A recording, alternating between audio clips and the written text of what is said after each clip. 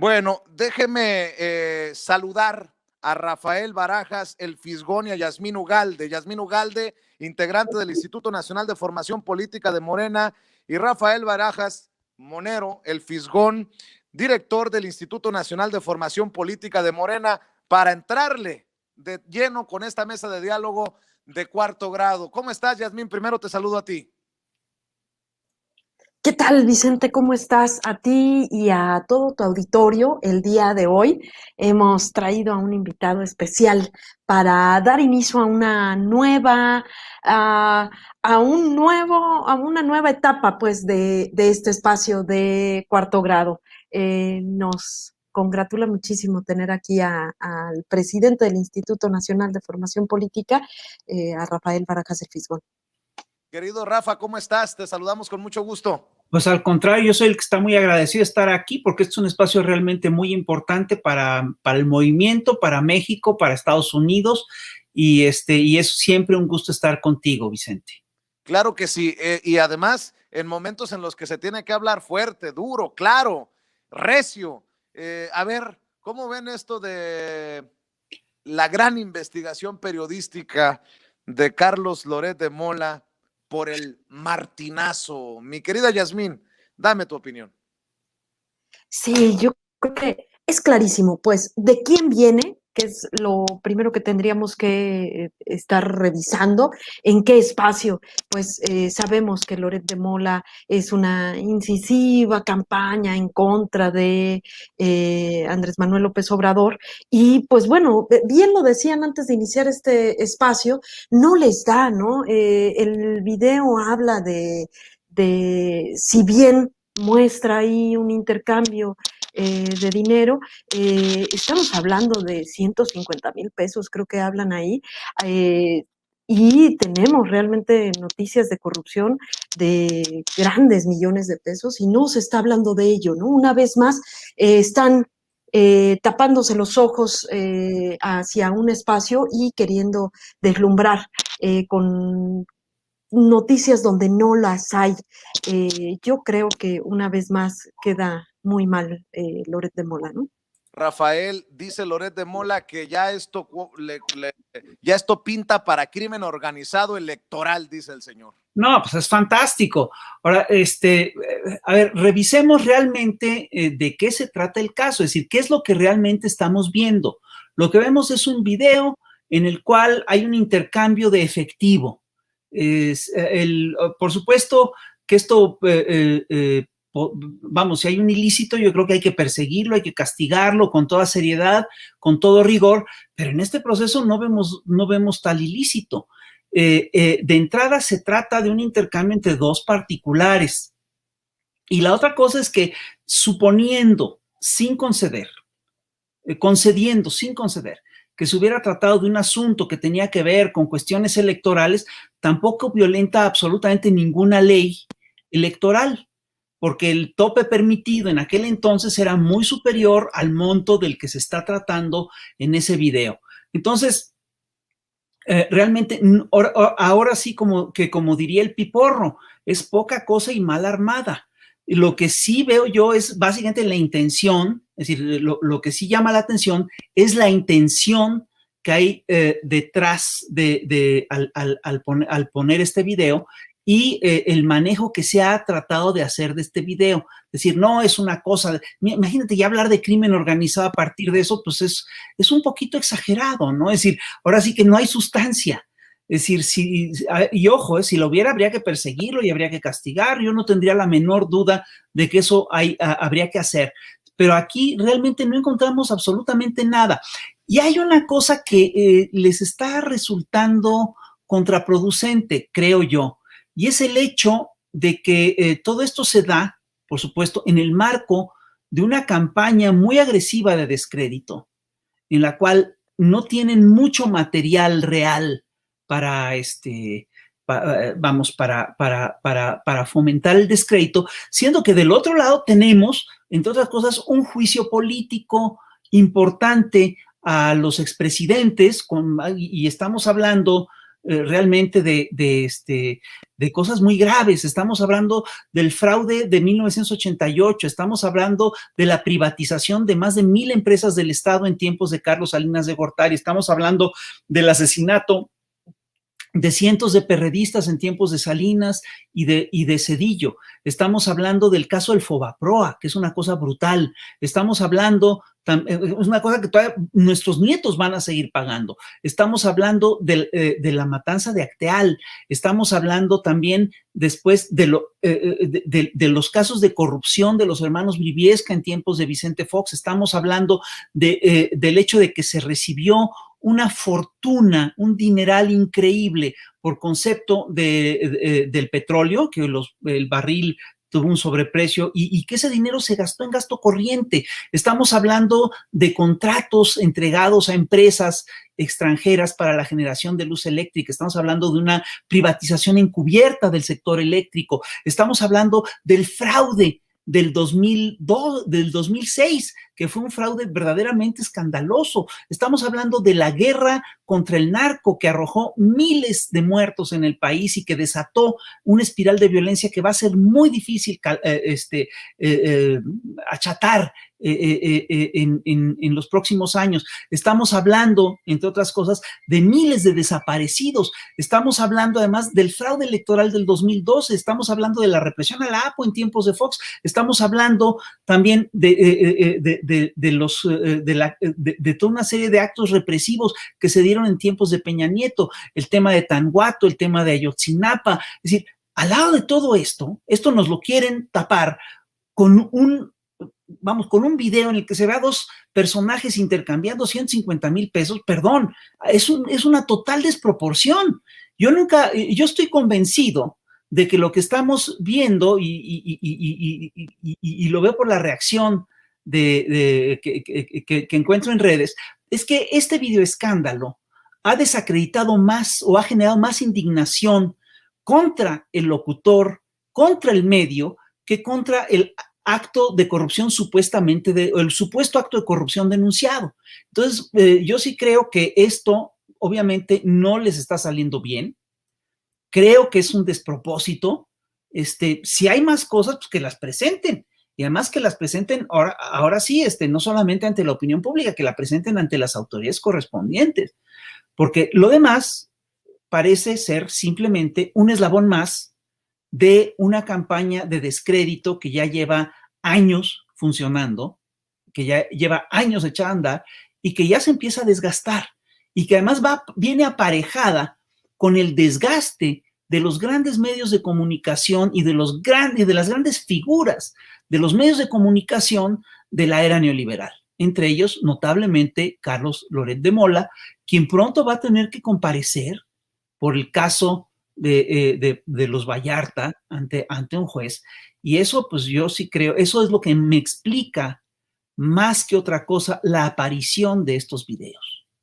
Pero bien lo dices, Rafa, y voy contigo, Yasmín, que es parte de algo más grande. Yo aquí uso mucho la frase de que anda la perra brava, cuando es bravo el perro, cuando te quiere morder.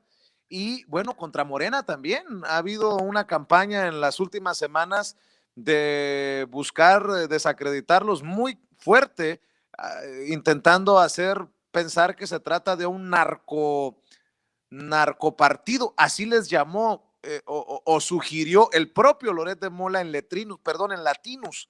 O sea, la gente tiene que entender que no son coincidencias y que no son hechos aislados, que de alguna manera todos los caminos nos llevan a Roma.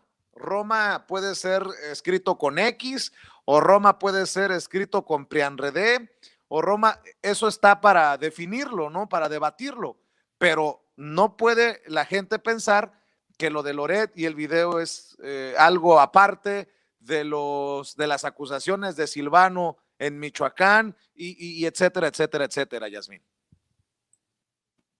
No, es que lo acabas de decir. Morena desde sus inicios, pues, desde antes de ser un partido político, desde que fue un movimiento, una asociación civil, pues ha recibido muchísimos ataques. Es que el sentido, el sentir, la mística de Morena es la que está siendo atacada constantemente.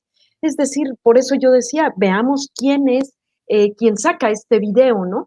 Realmente es indignante, pues esto que acaba de narrar Rafael, nos hace una lista interminable, pues, o sea, le pudimos haber seguido, de veras nada más porque a Rafael hasta se le iba el aire, de narrar todos los crímenes que han tenido los anteriores presidentes, porque era esa simulación de democracia donde si bien cada 6 años cambiábamos de presidente, pero seguía estando el mismo régimen. Esos sí son verdaderos crímenes, eso sí habría que llamarnos la atención, como Loret de Mola pues no dijo ni pío cuando ocurrían, verdaderamente había delincuencia organizada electoral con Felipe Calderón después de su triunfal entrada como presidente, y de Peña Nieto, ¿no? ¿Dónde estaba? ¿Cuánto no fue el dineral que se fue con Monex, por ejemplo, ¿no? Lo que pasa es que como bien dices, todos los caminos nos llevan a las mismas personas y con la misma narrativa. Nos quieren hacer ver que somos iguales y no somos iguales. Esta puede ser en efecto una pantalla más, si bien es una campaña negra, constante que llevamos, pues así, de esa nacimos en Morena, estamos acostumbrados a remontar estos discursos, pero si bien en este momento si se puede interpretar como querer ocultar precisamente este instrumento de la consulta popular que precisamente sí llevaría a juicio a esos que estuvieron en delincuencia organizada electoral, entre otras delincuencias organizadas, por supuesto, y que no somos nosotros, son esos que nos antecedieron, y la raíz por la cual Morena ha tenido que llegar a poner orden a este país casi, casi. Yo diría que más bien obedece a una campaña como esta, ¿no? A querer, como no les está alcanzando la campaña del no en los expresidentes, la campaña es desprestigiar la propia consulta popular y por otro lado, pues generar disturbio y que mejor la opinión pública esté por otro lado, ¿no? Yo lo veo por ahí. Sí, oye, Rafael, estamos platicando con Yasmín Ugalde y Rafael Barajas, el Fisgón, en este cuarto grado. Rafael, ¿cómo se platica, cómo se aborda en el Instituto Nacional de Formación Política de Morena, al interior del partido, el nivel de un sector de los medios de comunicación, de un sector del periodismo? Porque después de un proceso electoral como el del 6 de junio, me imagino que se hace una reflexión, qué nos funcionó, qué no nos funcionó, el mensaje lo llegó a los electores, a los ciudadanos, no llegó, que tenemos que mejorar, que no tenemos que mejorar. Pero cuando tienes en contra a un sector de los medios de comunicación y de los que se dicen periodistas, me imagino que es un tema de conversación constante. ¿Cómo se digiere al interior y cómo se toma en cuenta también en el instituto? Mira, es una muy buena pregunta y tiene obviamente que ver con lo que son las narrativas dominantes y los discursos dominantes. Es decir, si nosotros revisamos las dos cosas que se han mencionado en este programa, que son de estas dos campañas de ataque al gobierno de la Cuarta Transformación, que son el supuesto martinazo y el caso, las acusaciones de que Morena es un narcopartido, veremos que estas dos acusaciones tienden a apuntar a la misma narrativa. Y la narrativa, básicamente lo que busca decir es, todos son iguales. Y esto es una, digamos, maniobra muy desesperada por parte de los sectores que sí son profundos, que sí están muy señalados de corrupción. Yo recuerdo que en la televisión mexicana durante mucho tiempo se salió al aire un programa que se llamaba Ciudadano Infraganti, que se dedicaba a decir que, a perseguir a gente que se pasaba un alto, que se estacionaba mal, para decir, bueno, es que al final de cuentas la corrupción está en el mexicano, es una cosa inherente al ser nacional, tal. Y eso, ese proyecto era verdaderamente absurdo, porque no es lo mismo una infracción de tránsito que un acto de corrupción. Es decir, una infracción de tránsito es una falta a un reglamento. Un acto de corrupción es otra cosa, ¿no? Y tiene que tener otro nivel.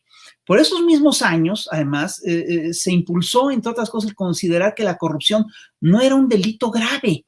Entonces, estamos hablando básicamente de la construcción de una idea de impunidad que buscaron permear en toda la sociedad, y la construcción del imaginario de que todos somos iguales, de que todos somos igual de corruptos, todos somos igual de tranzas.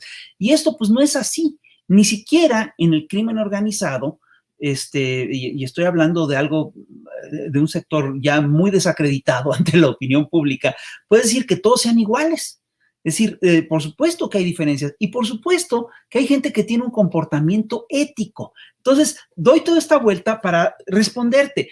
¿Qué nos planteamos en el Instituto Nacional de Formación Política? Nos planteamos el tema, analizamos el tema a varios niveles. El primer nivel de análisis lo que nos lleva es a ver esta campaña básicamente como una estrategia de desinformación y como una estrategia mediática que busca precisamente apuntar a el descrédito y por lo tanto al deterioro de la imagen de un actor político dominante. Y lo que nos brinca en todo este proceso es que nos damos cuenta que esta misma estrategia se ha utilizado contra todos los gobiernos progresistas de América Latina de las últimas décadas. Se ha utilizado en Venezuela contra Maduro y contra Chávez, se utilizó en Bolivia contra Evo Morales y Álvaro García Linera, se utilizó en Argentina contra Cristina Kirchner y ahora contra Fernández, se utilizó en Brasil, por supuesto, contra Dilma Rousseff y contra Lula, se ha utilizado en Ecuador contra Correa y forma parte del arsenal estratégico, digamos, dominante de la derecha a nivel mundial para derrocar a regímenes progresistas y a gobiernos de salvación nacional. Entonces, ese es nuestro primer análisis. Ahora, el tema es muy delicado porque tiene que ver, entre otras cosas, con cómo se construyen las narrativas. Entonces, lo que tratamos de hacer siempre es estudiar esta narrativa, tratar de desmontarla y, pues, por supuesto, construir una narrativa alterna, pero esta sí, obligadamente construida a partir de la verdad. Porque la gran diferencia que hay en el mundo que tienen estos personajes y el mundo que nosotros manejamos es, por supuesto, un comportamiento ético. Y aquí yo quiero citarte a este gran filósofo mexicano que se llamaba Francisco Gabilondo Soler, que en su canción La Muñeca Fea decía, es que nosotros no somos así. Es decir, lo que tenemos que entender es que tenemos que construir una narrativa distinta y una narrativa que esté apegada a la verdad. La verdad tiene que contar en todos estos niveles. Entonces, lo que tratamos de hacer, por supuesto, en el Instituto de Formación Política es desmontar todo esto y difundirlo entre la gente que forma parte del Instituto Nacional de Formación Política, entre las redes de los círculos de estudios del INFP. Y creo que queda claro quiénes son ellos y quiénes somos nosotros, que no somos iguales. Cuando hablamos, por ejemplo, de la consulta popular del 1 de agosto, Yasmín, han quedado evidenciados comunicadores, periodistas, políticos, comentócratas y de toda clase de personajes que hasta en contra han pedido la no participación de la gente. Bueno, pues nosotros pedimos participar y además votar sí, abiertamente, sin máscaras y sin tapujos, pero no es una cosa fácil, es una labor titánica, pero bueno, ¿y qué tiene? Como dirían en redes sociales, hay que dar esta lucha. Sí, yo creo que aquí viene esto que decía Rafael, pues lo que hace Morena es inédito, ¿no? Vamos a ponerlo así. Y precisamente plantearnos una nueva narrativa es darle sentido al discurso, que el discurso no solamente se quede en ello, se convierta en acción. Y cuando decimos que estamos transformando este país, que estamos haciendo historia, se refiere a estas acciones, a hacer historia con la consulta popular. Pareciera difícil, ¿no? Es decir, tienen que salir a expresarse, a participar millones de mexicanos, pero se ve difícil, más no imposible. Estamos en tiempos de transformación, estamos en tiempos inéditos, estamos haciendo historia en México. Cuando uno se percibe en ello, cuando una se percibe en ese momento histórico, sabemos que es muy posible. Sabemos que es muy posible y sí, claro que sí, nos pronunciamos al sí en esa consulta. Por eso decía hace un momento, lo que pasa es que a los conservadores no les está alcanzando la campaña por el no y la campaña es por el desprestigio. Así lo han hecho, ¿no? También cuando no les dio la campaña sucia contra nuestro actual presidente, se volvió una campaña de desprestigio hacia su persona, la cual sigue estando y es bien importante poner el punto como lo acaba de hacer Rafael, y que ha sido muy insistente desde el instituto, ha sido muy insistente en poner esa narrativa. Ojo, mucho ojo, no podemos permitir que nos ganen las narrativas, por eso tan importante espacios como este, lo hemos enaltecido muchísimo en muchas ocasiones, que espacios como estos son los que nos permiten poner una narrativa distinta, nos permiten poner en el imaginario otros discursos. Preguntabas hace un momento, ¿cómo damos en el instituto espacios a esto? Estamos por inaugurar, de hecho lo iniciamos la semana pasada en el marco del triunfo, del tercer aniversario del triunfo del pueblo. En el instituto nos dimos a la tarea de hacer una serie de jornadas formativas en las cuales, entre las muchas actividades, iniciamos un proyecto que se llama Debate Interno. En este debate interno, precisamente, se ubica esto que acabas de preguntar, ¿no? O sea, es decir, ahí vamos a dar este debate de qué fue lo que ocurrió y qué es lo que queremos que ocurra, no solamente con nuestro partido, con nuestro movimiento, sino qué vamos a hacer para seguir haciendo historia.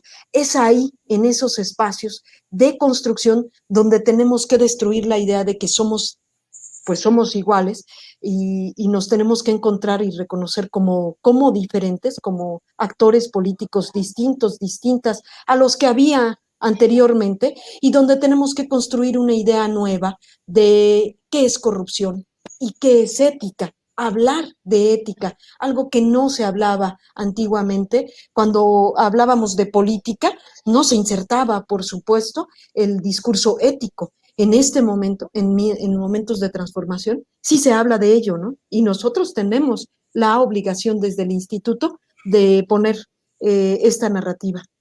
Claro. Y en la democracia todos tenemos derecho a opinar, aunque no pensemos similar. Por eso que el reto también sea a que participen los que consideren votar por el no, Rafael.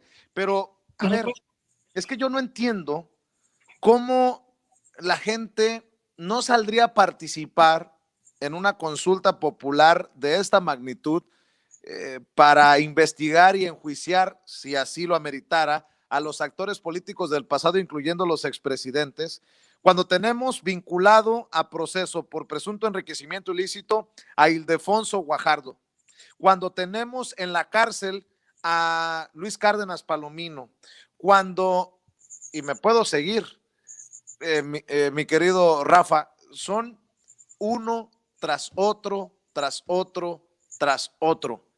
Y si vamos a comparación, pues que también sirva esta consulta popular para aquellos que den algún mal paso, digamos, para darle pues carnita también a esos que quieren votar por el no, pero que voten. Claro. Que se abra el paso para aquellos que den un mal ejemplo en la Cuarta Transformación para que cuando se vaya el presidente, para cuando se acabe este gobierno, pues también, si hay motivos, que se haga una consulta popular para que se lleve la misma suerte. Aquí no se busca impunidad de unos y castigo a otros. Aquí se busca que el pueblo asuma su responsabilidad, Rafael. Sí, mira, además es claro que la estrategia de desacreditar la consulta lo que busca es justamente que la consulta no tenga un resultado vinculatorio, porque por ley, para que la consulta tenga un resultado vinculatorio, tiene que votar arriba del 40% del padrón, cosa que es muy complicada de lograr. Sin embargo, yo de lo que estoy convencido es que el solo hecho de que se haga la consulta ya es un triunfo. Es decir, una de las cosas que más han lastimado a la nación mexicana en el último siglo ha sido la impunidad, y esta impunidad siempre ha estado ligado al poder omnímodo del presidente de la República. El presidente es prácticamente intocable. Lo más que ha ocurrido es que se le ha tocado un hermano a Carlos Salinas de Gortari, en fin, pero el presidente nunca ha sido indiciado, nunca ha sido sujeto a juicio, cosa que ocurre con cierta frecuencia en muchos otros países. Yo creo que México es uno de los pocos países en los que simplemente al presidente no se le toca. Y esto, por supuesto, que ha sido, digamos, el principal bastión de la impunidad. Y aquí nos metemos a un tema que también es muy delicado.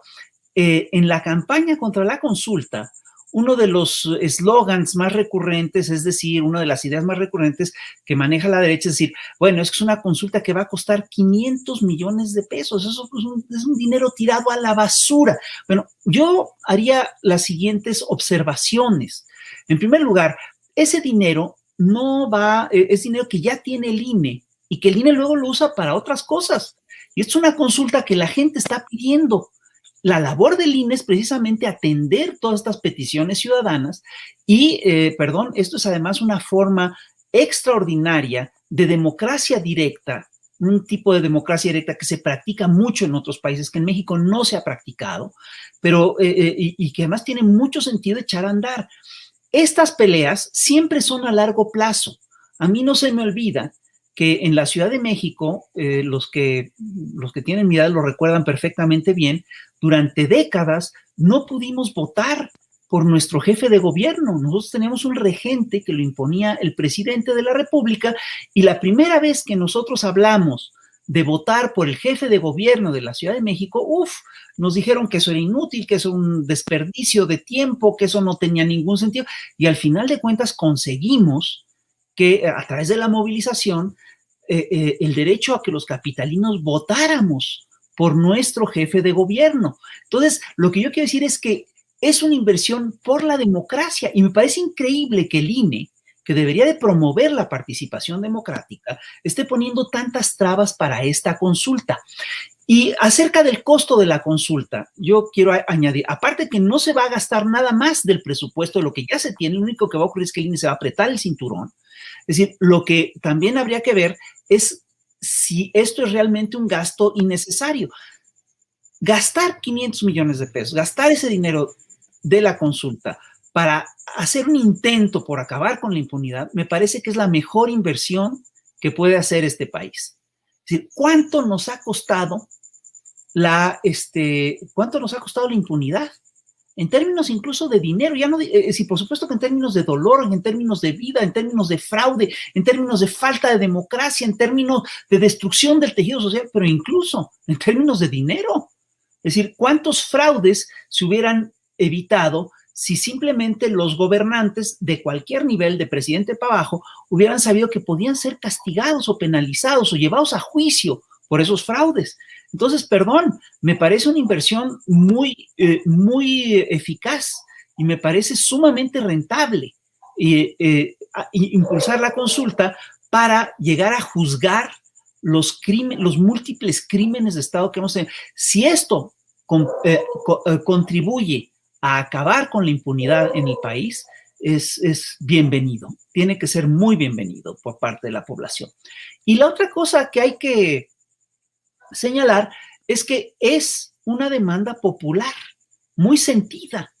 Y aquí otra vez nos encontramos con el problema del que hablamos en un principio. Hay toda una estructura de medios poderosísima que se consolidó a lo largo del siglo XX, pero que se consagró en la era neoliberal, que tiene una narrativa y que busca imponer una lógica muy específica. Y esta estructura narrativa está en contra, se opone a los procesos democráticos populares. Para que se realizara esta consulta, los promotores de la consulta tuvieron que juntar arriba de 2,5 millones de firmas en cuestión de semanas. Y contra lo que todo el mundo suponía, estos muchachos las consiguieron. Y lo que es increíble es que cuando llevaron todas las cajas con las firmas al Congreso, estos grandes medios de comunicación no estaban ahí para registrar este hecho que era absolutamente inédito. Peor aún, acuérdate que el Reforma cuestionó la legitimidad de las firmas porque básicamente habían aparecido o habían caído del cielo o habían aparecido de la noche a la mañana. Simplemente porque no habían hecho el seguimiento. ¿Quién sí estuvo ahí? Estuvieron ahí youtubers, estuvo ahí sociedad civil para registrar este hecho. Entonces, perdón, este sistema de comunicación, esta estructura de medios está en una crisis profunda.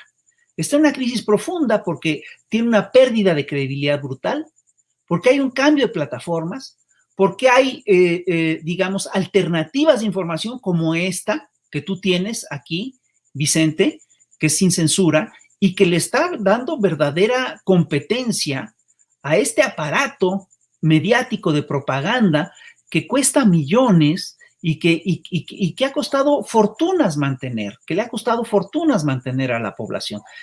Yo sí creo que le tenemos que apostar por estas iniciativas de comunicación ciudadanas.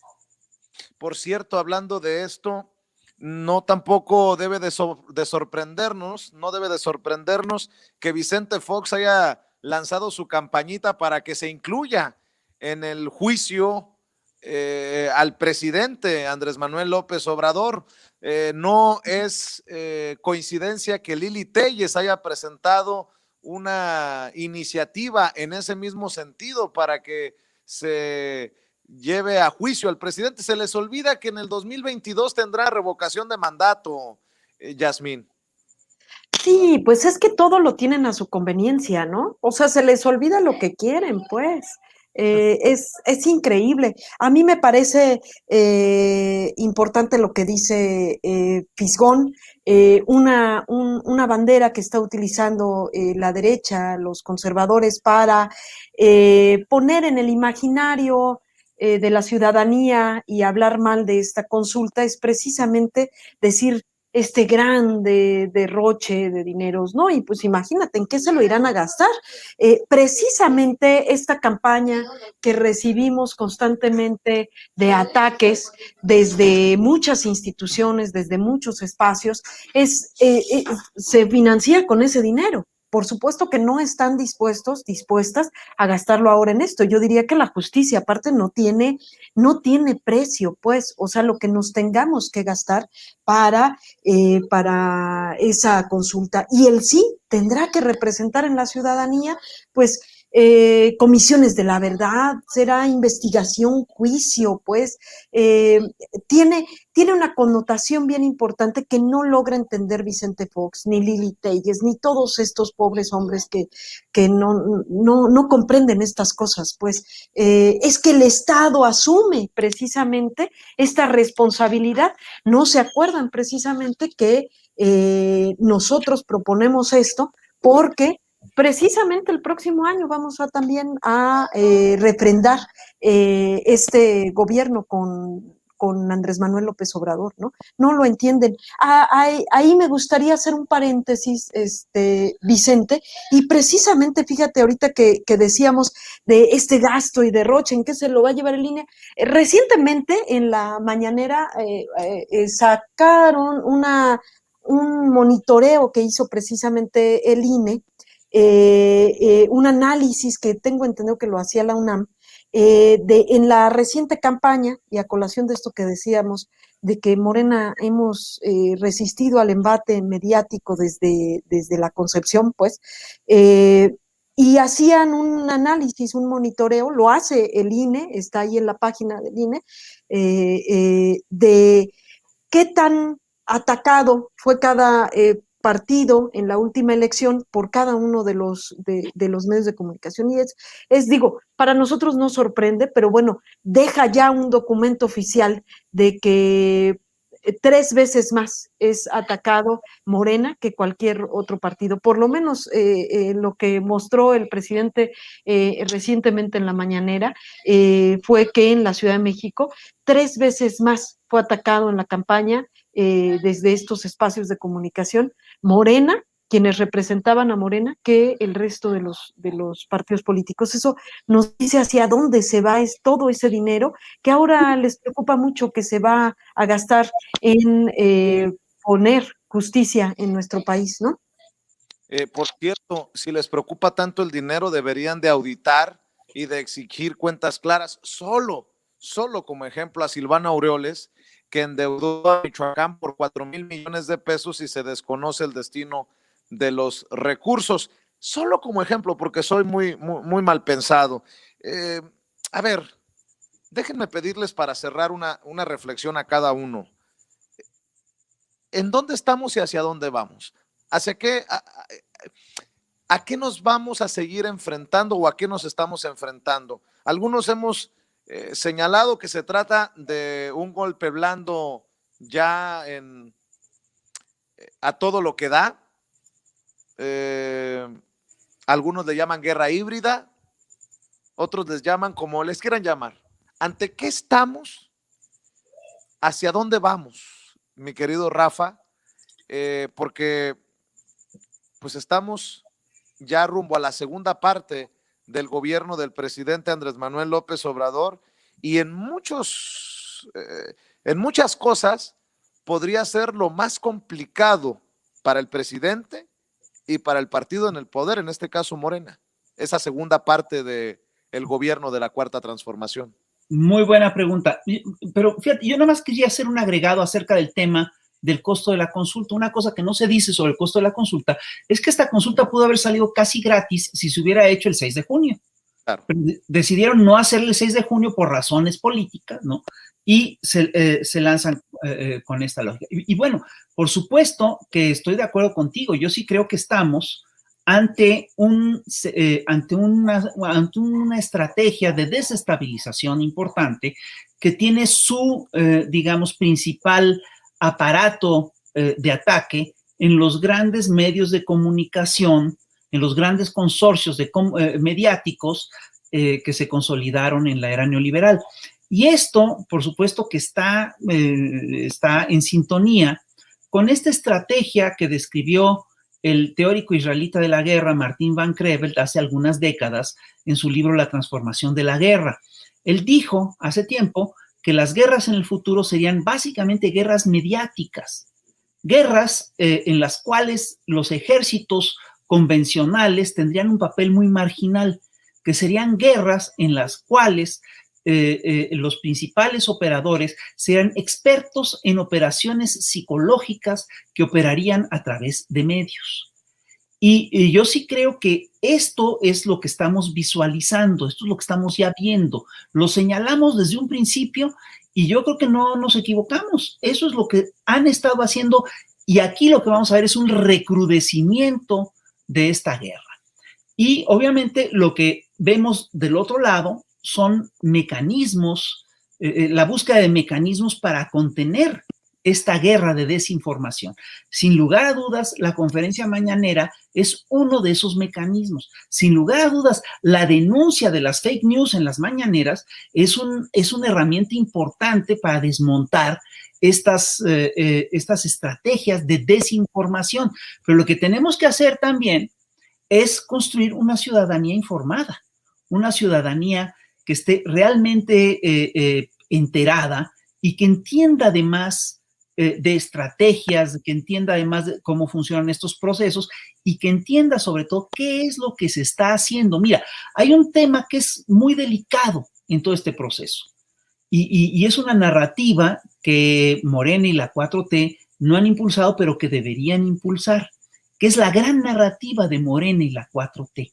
Estos señores andan en el golpeteo constante y andan diciendo, aquí falló esto, y ahora sacan un video, y ahora sacan otra mentira, y otra saca, en fin, andan en el golpeteo constante. Y esto nos distrae del tema de fondo. Ellos están muy enojados, porque el país sí está cambiando. Porque por primera vez en décadas, el dinero del país no se les da directamente a los grandes capitanes de empresa, sino que se le da a la población. Y hay 25 millones de hogares en México que están recibiendo apoyos de algún tipo. Y esto, en vez de haber metido a la economía en una crisis, lo que hizo fue reactivar el mercado interno y reactivar la economía mexicana. De modo que en México no ha habido devaluación. México es uno de los países más atractivos para la inversión a nivel global, y acabamos de hacer un pago extraordinario de miles de millones de dólares de la deuda externa. Y hay que decir que por primera vez en décadas, se está recuperando soberanía energética, que se logró enfrentar una pandemia que en todo el mundo causó estragos, ¿sí? Pero se logró enfrentar esa pandemia y para octubre se va a tener vacunada al grueso de la población o a toda la población mexicana sin endeudamiento. Y eso que nos dejaron con un sistema de salud totalmente deteriorado. Hay que decir además que hay programas de construcción de caminos, que se ha subido el salario mínimo. Es decir, perdón, los avances son muy importantes a nivel social. Y esa es la gran, todos estos logros, digamos, que son tangibles y que la población los siente de manera concreta, obviamente buscan ser opacados a través de estas estrategias de desinformación. Entonces, sí, ¿qué siguen estos 3 años? Pues son varias cosas las que siguen. La primera es la profundización y la consolidación del proyecto, y luego, pues, el relevo. Y ahí es donde viene precisamente toda la estrategia del viejo régimen, que no ha acabado de desaparecer de ninguna manera. Ahí está muy activo y está operando a todos los niveles, ¿no? Que lo que busca es detener todo este proceso y busca que este proceso no tenga futuro. Y la apuesta de la gente que ha sido beneficiada por este proyecto debería ser apostar a la permanencia del proyecto. Yasmín. Sí, yo creo que lo que viene es precisamente va a recrudecer esta misma estrategia, aunque si bien ya no les funciona igual, también no saben de otra, ¿no? Realmente desde los pocos espacios que aún tienen esta derecha, estos conservadores, seguirán haciendo la vida imposible, pues, para los avances de la Cuarta Transformación. Creo que, como bien dice Fisgón aquí, que es un deleite tenerlos a ambos, la verdad, en este espacio. A mí me da muchísimo gusto estar con ustedes dos. Me parece importante también asumir que no todo tendrá que venir desde el gobierno. También habrá una responsabilidad desde la ciudadanía, dado que ejercicios como como el de la consulta, llamarán a la participación, a que esta frase que tanto dice el presidente, que con el pueblo todo, sin el pueblo nada, se haga práctica. Es decir, ¿lo vamos a hacer juntos o no lo vamos a hacer juntos? No permitir, solamente no nos podemos quedar con desmentir todas estas mentiras, desmenuzar toda esta guerra mediática, sino hay que plantar nosotros también narrativa de nuestra propia agenda. Y para eso sí requerimos que la ciudadanía se sienta parte de esta transformación. No es el gobierno, no es Morena, sino es México en transformación, esta gran nación transformándose. Nada más por no dejar, pero la pregunta del millón, ante este tamaño de reto, ¿está listo Morena? ¿Está preparado Morena, Rafa? Mira, la pregunta es muy buena. Yo sí creo que nos tenemos que preparar. Es decir, yo sí creo que falta preparación, a muchos niveles, ¿no? Yo sí creo que ahí se están sentando o ya se han sentado las bases para, digamos, lograr sacar adelante el reto, pero perdón, nos falta muchísima preparación, no solamente a la gente morena, al país. No debemos olvidar que, entre otras cosas, somos el producto de nuestra historia. Muchos, incluso las gentes que han hecho posible esta transformación, vienen del viejo régimen, han sido formadas en el viejo régimen y tienen que desaprender un montón de cosas y aprender otro montón de cosas.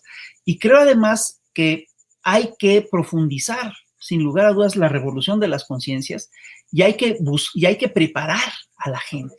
Es decir, no es fácil, digamos, construir un proyecto alternativo de nación como el que tenemos. Y es responsabilidad de todos. Y todos le tenemos que entrar. Porque la otra opción es decir, lo que ofrece el otro bando es simplemente el regreso a un pasado que estaba centrado en las lógicas del saqueo y el trabajo esclavo. Y yo creo que no queremos regresar a eso. Rafael Barajas, el Fisgón, Yasmín Ugalde, creo que ha sido un diálogo intenso, pero ojalá que lo hayan apreciado las personas que nos están viendo y escuchando en Sin Censura. Ojalá que se repita y que se repita muy pronto, y con estas mesas de diálogo pues estaremos buscando desde Cuarto Grado aportar precisamente para nuestras audiencias. Te agradezco mucho, Rafa. Al contrario, muchas gracias a ti, Vicente. Yasmín, ¿por qué no nos despedimos invitando a la gente para que busque información del instituto? Por supuesto, es preciso lo que decía Rafael Barajas el Fisgón, quien desde el instituto nos ha promovido a tener otras narrativas, a poder tener contenidos que, si bien nos lleven al debate, pero que sea un debate de altura, a la altura de este momento histórico que está llevando nuestro país. Se pueden acercar a las redes sociales del Instituto Nacional de Formación Política, a los contenidos y módulos de la Escuela Nacional de Formación Política, a la plataforma de Morenflix y un millón de cosas más que próximamente les vamos a estar aquí promoviendo también. Muchísimas gracias a ambos. Gracias por el espacio. Nos vemos el viernes o antes si lo amerita la noticia. Gracias, Yasmín. Gracias, Rafael. Estamos al pendiente. Esto es Cuarto Grado, mi querido César Flores.